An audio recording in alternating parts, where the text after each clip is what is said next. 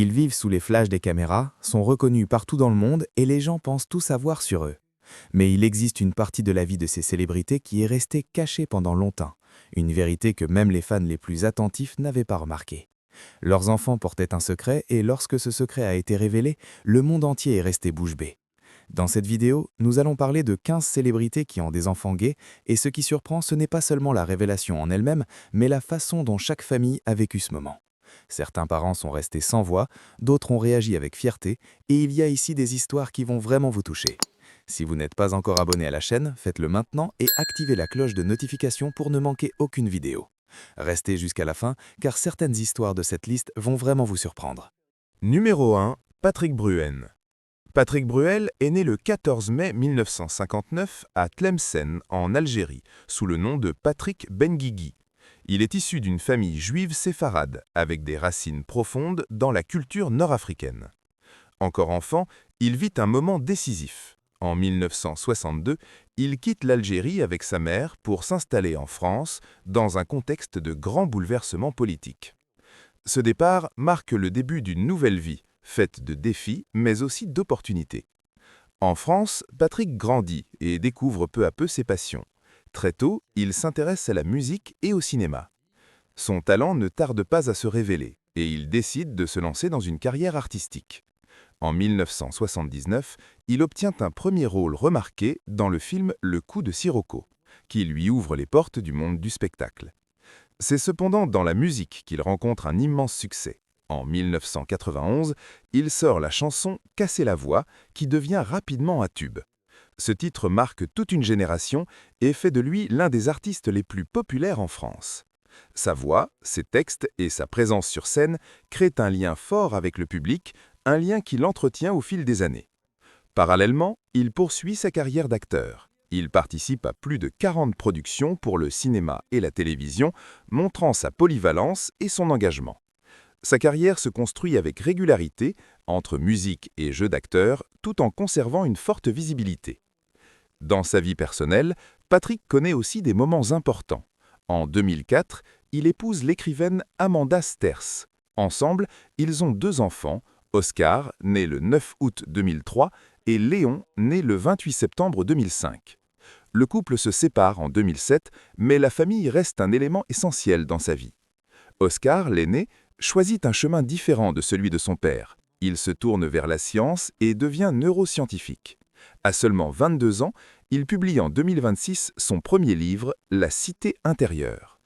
Son travail se concentre sur la compréhension du cerveau humain avec une approche accessible et intéressante. Malgré la notoriété de son père, Oscar construit sa propre identité, centrée sur la recherche et le savoir. Avec le temps, certaines rumeurs circulent sur la vie privée d'Oscar, notamment concernant son orientation sexuelle. Cependant, aucune confirmation publique ni déclaration officielle ne vient appuyer ces informations. Il n'existe pas non plus de source fiable indiquant que Patrick Bruel se serait exprimé publiquement à ce sujet. Il s'agit probablement de contenus non vérifiés diffusés en ligne. En 2026, la vie de Patrick Bruel prend un tournant plus controversé. Il est fait l'objet d'une enquête judiciaire après des accusations d'agression sexuelle formulées par plusieurs femmes. Cette affaire suscite une forte attention médiatique et replace l'artiste au centre du débat public, mais dans un contexte bien différent de celui de sa carrière artistique. Et ainsi, le parcours de Patrick Bruel apparaît marqué de contrastes, succès, talent, vie privée exposée et polémique. Et alors que de nouveaux événements continuent d'émerger, il semble clair que son histoire est encore en train de s'écrire. Numéro 2. Gérard Depardieu. Gérard Depardieu est né le 27 décembre 1948 à Châteauroux, en France. Au fil des décennies, il a construit l'une des carrières les plus impressionnantes du cinéma mondial, avec plus de 200 films à son actif. Son talent a été récompensé par de nombreux prix, dont le César du meilleur acteur pour son rôle dans Cyrano de Bergerac 1990, l'un de ses rôles les plus marquants. Malgré ce succès, sa vie personnelle a souvent attiré l'attention. Dans son autobiographie « Ça s'est fait comme ça » 2014, il a révélé qu'à l'adolescence, il s'était prostitué avec des hommes pour nécessité financière. Cette déclaration a eu un fort retentissement international, mettant en lumière une partie méconnue de sa jeunesse. Son fils, Guillaume Depardieu, est né le 7 avril 1971 de son union avec l'actrice Élisabeth Depardieu. Suivant les traces de son père, Guillaume est devenu acteur et a remporté le César du meilleur espoir masculin, révélant très tôt un grand talent. Cependant, sa vie a été marquée par de nombreuses difficultés. Son adolescence fut particulièrement tumultueuse. Il a été expulsé de plusieurs lycées, s'est retrouvé impliqué dans des problèmes liés à la drogue, à l'alcool et à la violence, et a été incarcéré à l'âge de 17 ans. Durant cette période, il a également eu recours à la prostitution dans les rues de Paris, un aspect de sa vie qu'il évoquait lui-même ouvertement, sans détour. Guillaume parlait de sa vie personnelle avec franchise. Il évoquait notamment sa bisexualité, mentionnant ses relations avec des hommes durant cette période difficile. Il ne se définissait pas par une étiquette précise, mais assumait pleinement ses expériences sans tabou. Malgré ces épreuves, il a aussi connu des moments importants. Il est devenu père d'une fille, Louise, née 2002, ce qui a marqué un tournant dans sa vie. Néanmoins, les difficultés ne se sont pas arrêtées là. Guillaume a souffert de graves problèmes de santé. Une infection a entraîné l'amputation partielle de sa jambe, un événement qui a profondément marqué les dernières années de sa vie.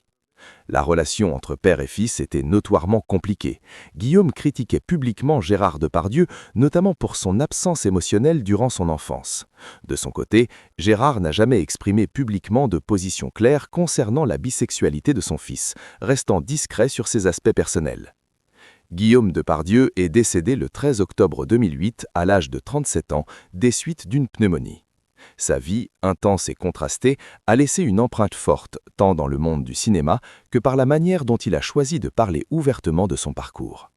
Pendant ce temps, la carrière de Gérard Depardieu s'est poursuivie, portant avec elle non seulement l'héritage d'un immense acteur, mais aussi la complexité d'une relation familiale jamais apaisée. Une histoire qui continue de susciter réflexion sur la célébrité, l'absence et l'identité. Numéro 3. Vanessa Paradis. Vanessa Paradis est née le 22 décembre 1972 à Saint-Maur-des-Fossés, en France. Dès son plus jeune âge, elle montre un talent artistique et une présence qui attire rapidement l'attention.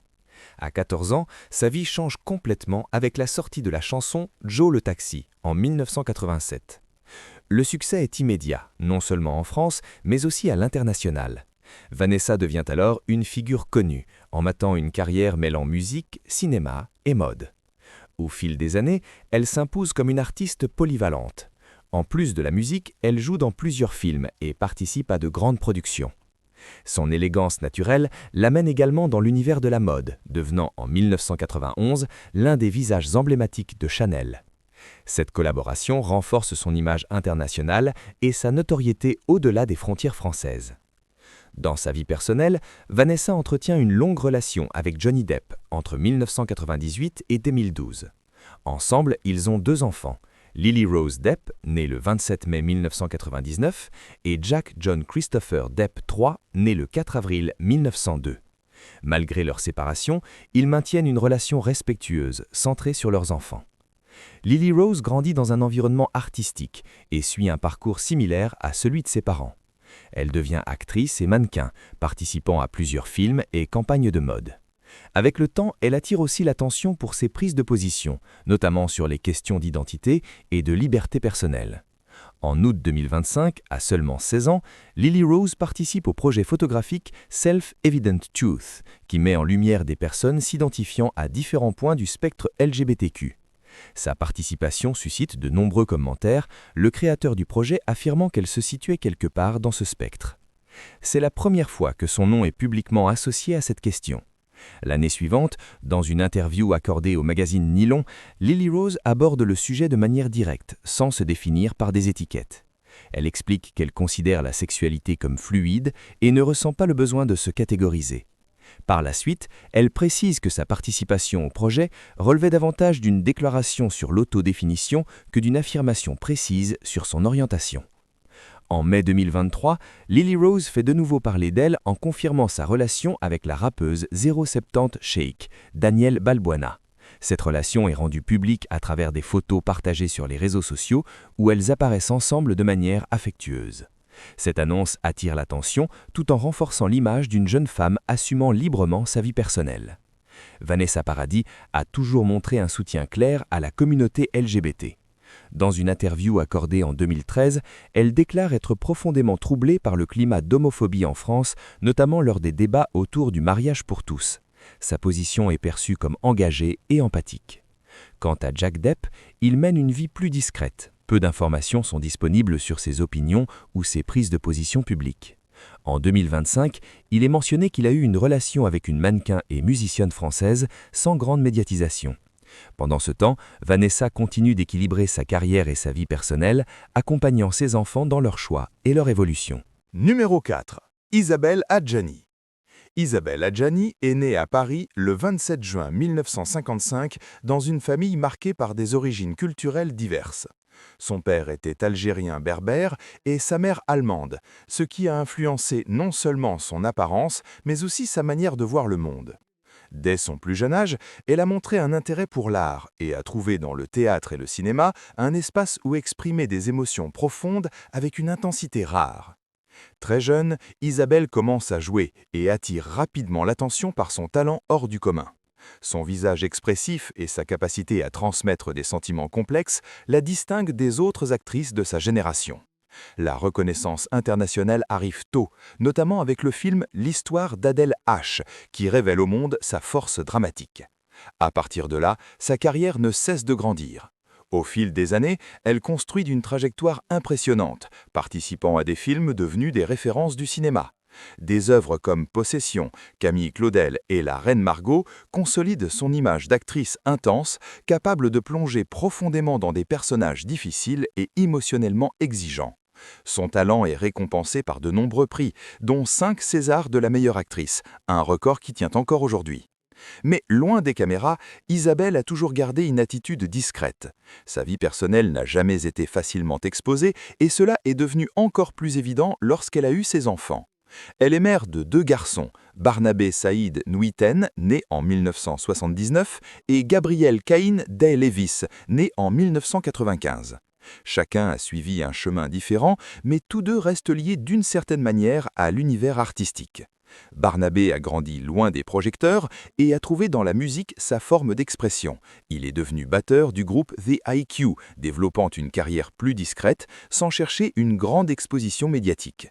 Gabriel, en revanche, a suivi une voie plus visible. Avec une présence marquante et un style propre, il a travaillé comme mannequin, acteur et chanteur, attirant particulièrement l'attention dans le monde de la FOD. Malgré cette visibilité, Isabelle a toujours tenu à protéger la vie privée de ses enfants.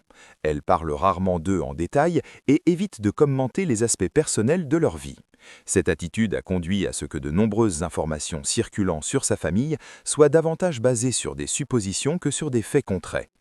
Un exemple en est le rumeur concernant l'orientation sexuelle de ses fils. Il n'existe aucune confirmation publique indiquant que Barnabé ou Gabriel soient gays ou aient fait leur coming out. Dans le cas de Gabriel, son image androgyne et ses présences dans des campagnes de FOD a amené certaines personnes à l'associer à certaines communautés, mais cela n'a jamais été confirmé par lui. Isabelle, de son côté, a clairement affirmé en interview que le plus important pour elle est le bonheur de ses enfants.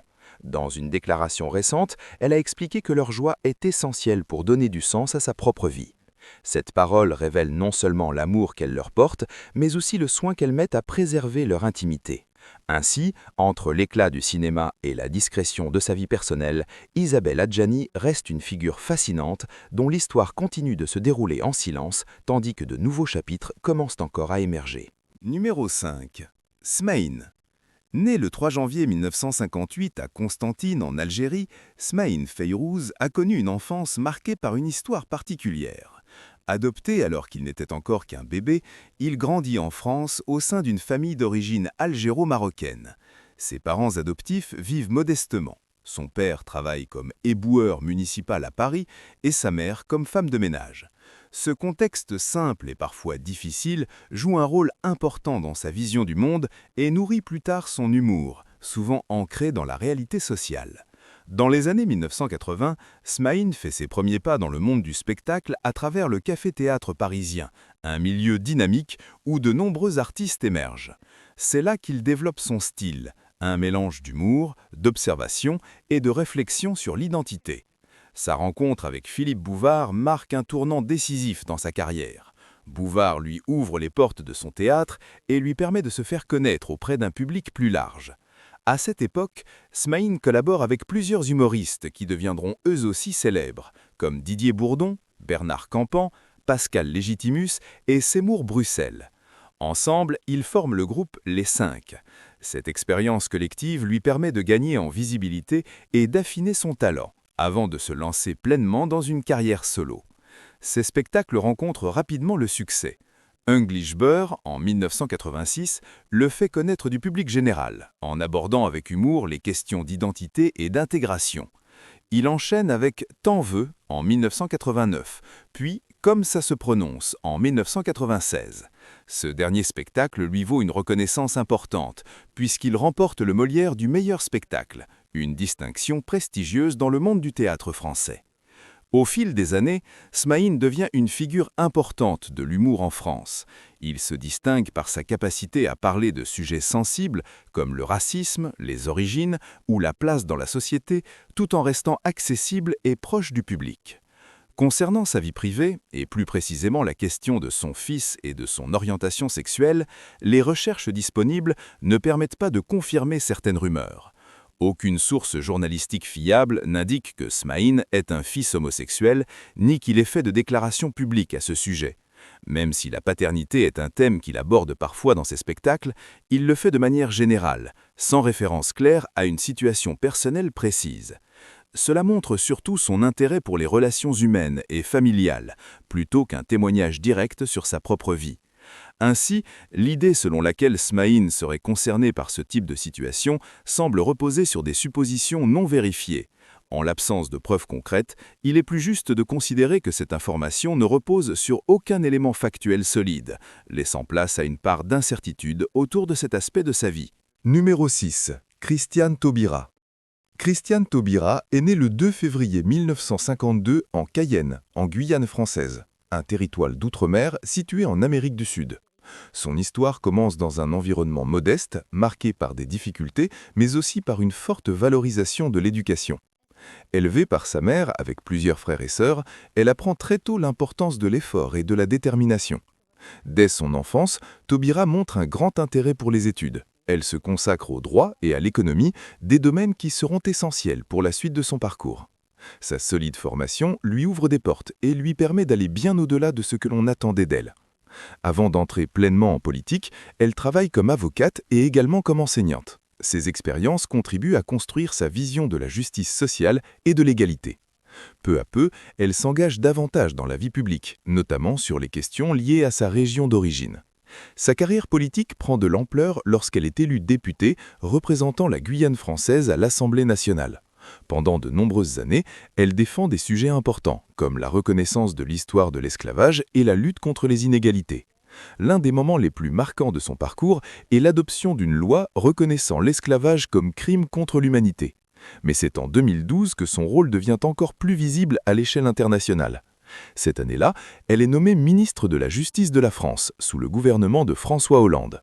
Dans un contexte de débat intense, elle devient la figure principale d'un projet qui va profondément marquer le pays. Ce projet concerne la loi autorisant le mariage entre personnes de même sexe en France. Connue sous le nom de loi Taubira, cette réforme suscite une forte opposition, avec des manifestations et des débats très animés au Parlement. Malgré cela, elle reste ferme dans ses convictions. Taubira se distingue par la manière dont elle défend cette loi. Ses discours sont clairs, directs et empreints d'émotion. Elle parle d'égalité, de respect et de droits humains en rappelant que tous les citoyens doivent bénéficier des mêmes droits. En 2013, la loi est finalement adoptée, marquant un tournant historique pour la France. Le pays reconnaît officiellement le mariage entre personnes de même sexe et Taubira devient un symbole de cette avancée. Son nom reste associé à la lutte pour les droits LGBT, en France comme à l'international. Malgré ce lien fort avec cette cause, sa vie personnelle suit un autre chemin. Taubira est mère de 4 enfants, mais il n'existe aucune information publique vérifiable concernant leur orientation sexuelle. Elle n'a jamais déclaré que l'un d'eux soit LGBT. Cette confusion vient du fait que beaucoup associent son engagement politique à sa vie personnelle. Pourtant, son action repose avant tout sur ses convictions et sa vision de la justice, et non sur une expérience personnelle au sein de sa famille. En 2022, Taubira revient sur le devant de la scène politique en se portant candidate à l'élection présidentielle française. Même si sa candidature n'a pas abouti comme prévu, elle confirme sa place dans le débat public. Aujourd'hui encore, même sans fonction officielle, sa voix continue d'être écoutée. Et tant que de nouvelles générations découvrent son parcours, tout laisse penser que son histoire continue de s'écrire, prête à ouvrir de nouveaux horizons. Numéro 7. Michel Morgan. Michel Morgan est né le 29 février 1920 dans la ville de Neuilly-sur-Seine, en France. Dès son plus jeune âge, elle a montré un intérêt pour le monde du cinéma et a rapidement trouvé sa place à une époque où le cinéma français connaissait une de ses périodes les plus marquantes. Avec son regard expressif et sa présence délicate, elle est devenue l'une des figures les plus reconnues de l'ère classique du cinéma européen. Sa carrière a pris de l'ampleur dès l'adolescence, mais c'est avec le film Quai des Dolumes que son nom est entré définitivement dans l'histoire. Dans ce long-métrage, elle interprète une jeune femme mystérieuse aux côtés de Jean Gabin, et sa performance a été largement saluée. La célèbre réplique « T'as de beaux yeux, tu sais » est devenue une de celles les plus emblématiques du cinéma français. La reconnaissance internationale est arrivée quelques années plus tard. En 1946, Michel Morgan est entrée dans l'histoire en devenant la première femme à recevoir le prix d'interprétation féminine au Festival de Cannes. Ce moment a consolidé son statut de grande star, non seulement en France, mais aussi à l'étranger.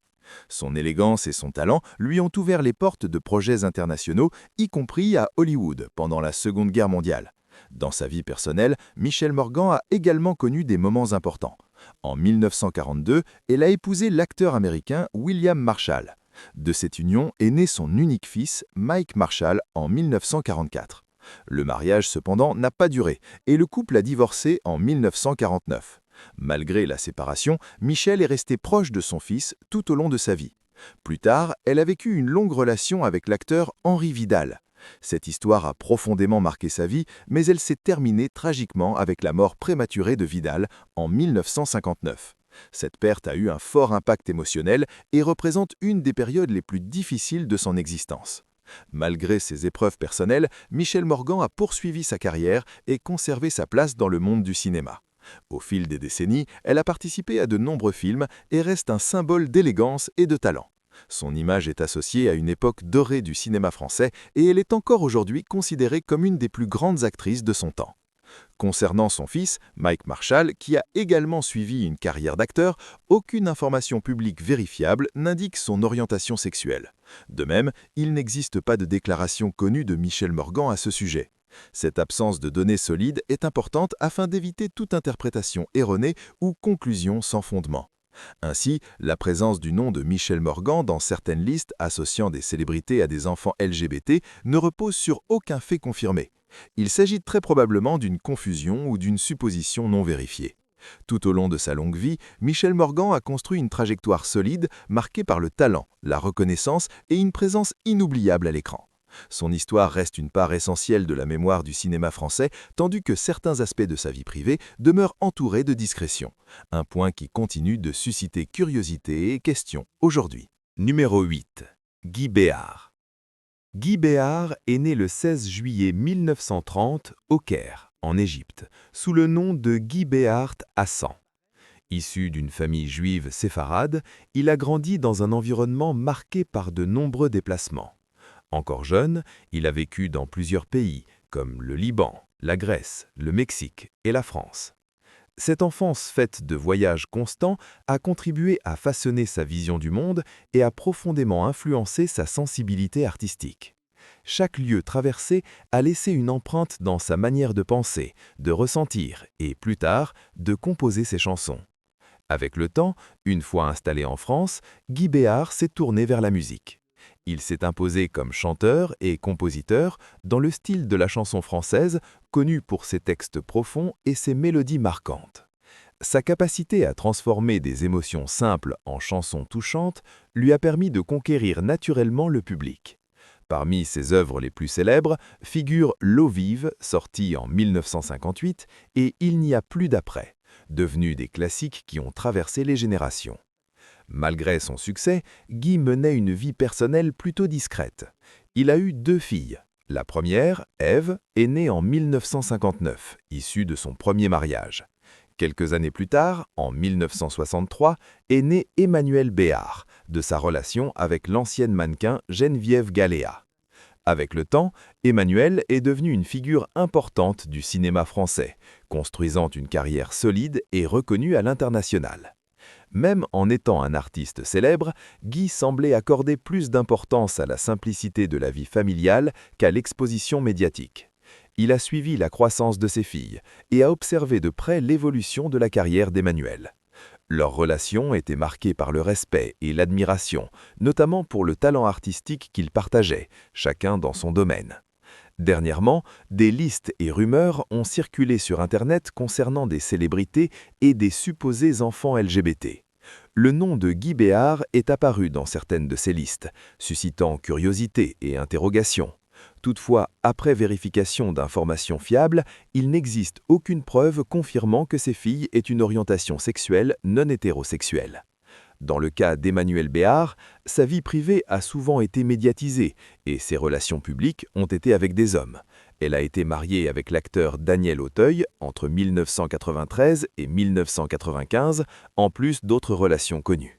Cette situation montre comment certaines informations peuvent circuler sans fondement réel, surtout lorsqu'il s'agit de personnalités publiques.